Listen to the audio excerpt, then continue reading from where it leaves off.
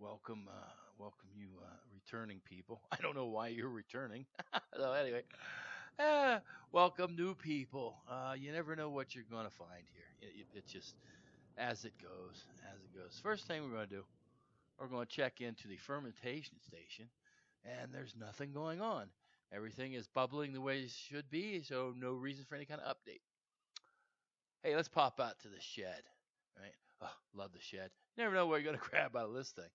So what I'm decided to grab is this 7-in-1 fiberware crock pot pressure cooker madness thing. Does all kinds of stuff. It's very nice. Oh, and you know what? It's also very basic because basically again, pressure cooking is done all by time. So you can do hit your chicken button or your rice button if you want or whatever. Trust that thing, or you do it, over time. I use it mainly for my pasta. 4 minutes in a pressure cooker with just enough water to cover it makes the al dente, they say. Perfect pasta. Perfect. Perfect. Ah, this microphone is actually pretty good. But anyway, for you new folks, I'm what you call like a minimalist in a way. I'm here by myself, doing the minimal I need to, but using 21st technology. So tell you what, let's go to the pantry and pull out something. What do you say? How about a whole bunch of beans and things and stuff? Right? Why not? So what am I doing? Well, I can make all of this stuff, this meal, whatever you want to call it, this pot of gruel, using everything in my pantry. But why should I if I can still buy it at the store? Right? I have sausage crumbles instead of frozen sausage I can use. I have bags of beans and things or whatever, and I have I don't know what else. I got lentils, right? Whatever I got. I got all the stuff, but I don't need to use it right now. Okay. Anyway, back to the deal. So here's the noodle I'm going to use, rotinis or whatever they are, right? So we're gonna pull something out of the freezer too. Right? What do we got? What do we got? Oh, we got the sausage. Like I said, I can use sausage out of my own thing, but why should I? So there you go. Now 4 minute pasta. There it is. Perfect. Done. Drained. Rinsed. Cool. Whatever. Can go right into pasta salad or anything, whatever else you want, mayonnaise and things. Anyway, whoo. So, oh, yeah, there we go. There, I got a little ahead of myself, but I did that earlier. Anyway, so here we are with the sausage. Like I said, I could pull out my storage, but no, why not? So this thing is nice because now I didn't know what I was going to do today. So this sausage is a brick. It's frozen, right?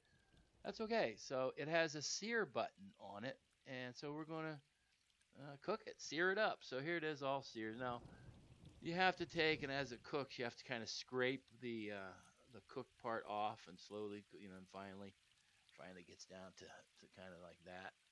And then the remaining couple little pieces, see, they're red there by the spoon, no big deal. And then fry them up as long as I desire. It's not gonna do anything because it's frying in pork lard, pork fat, right? So I went and I drained all the beans from all those cans of different stuff, right? Let's take a look at them. So we got garbanzo beans, or what you call chickpeas, right? Some pinto beans, hot chili beans, whatever. Northern grape. I looked for navy beans, couldn't find any real quick. Some lentils. I mean, I'm just throwing cans in the thing, right? Here we go. What's this? Oh, and we're going to have mushrooms in this. And of course, we're going to have a little bit of rotel, ladies and gentlemen. Absolutely. And I like black beans too, really. Now, some people like, their chili and whatever, soupy. Uh, I always think, well, I can always add soupy to it if I want to, right? So mine generally is a little bit more drier as far, when it's done. So here it is all in the crock pot thing, the Mixmaster 5000, whatever it is, right? Threw in the pasta, gave it a quick little stir, looking really nice. It really is. Now, you could, with this thing, I can put the pasta in there and cook all the beans and everything all together. Look at the mushrooms, very nice. Or I do it this way just because it's easy, right? Just because it's easy. And again, depending on the juice of the matter, again, the bean juice and all that, I got rid of it. Right now, here's the rotel.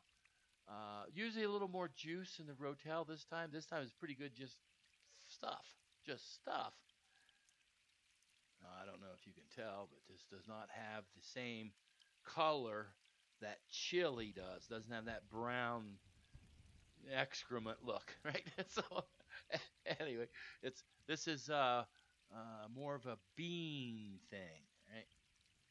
Because it's me, sometimes I have to make my meals kind of bland or blah, so I can stretch them, right, to do other things.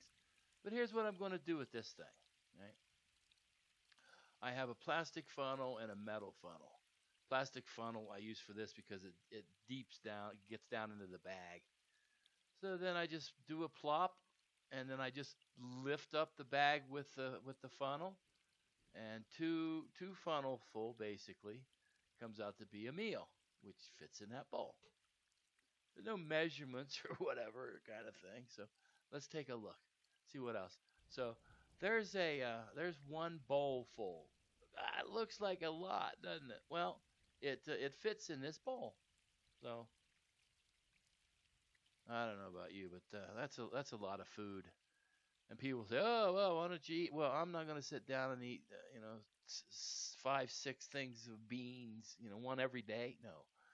So let's process these. That's what they call it in the prepper thing. Let's process these. So here's what I'm going to do with these things right now. Okay, so you take, and I have a safety pin always ready to go, because you cannot vacuum inside a vacuum. It doesn't work. And what I mean by that is I'm going to put this bag inside of a vacuum bag, so I have to poke little holes along the top where it's sealed so the air comes out. Right? Dig. And then that goes into a bag, and I can suck vac it, and there you go. Right? Ta-da! Now this is not dehydrated or freeze dried or anything, so you have to keep it, frozen. But it's already cooked, right? So there's nothing I have to do other than heat it up to eat it, right? Now the beauty is these bags that are suck vac bags. Well, they're also not that one. That's a regular freezy bag. But these bags that's sealed, the vacuum bags, you can also just plop them into boiling water, and they just heat up that way too. Here you go. I found out this was kind of interesting, that it was really not wet at all, and you can actually spoon it up onto a cracker, right, and have it like a canapé or some kind of thing. Pretty tasty though. It's not too bad. So, question is, right? Would you eat that? Right? That's the question. Would you eat that? Actually, not too bad. For what it is, right? Add a little cheese on it. Very good. Very good. Now, the next time I have this, I'm going to have to kick it up a little bit. Something. But anyway, on the cheap, right? On the cheap. $40 maybe. 35, something like that. Hey, appreciate everybody popping in, seeing what I'm cooking. Again, I've never made something I never ate. So, tell you what, Texas, right? I'm out of here.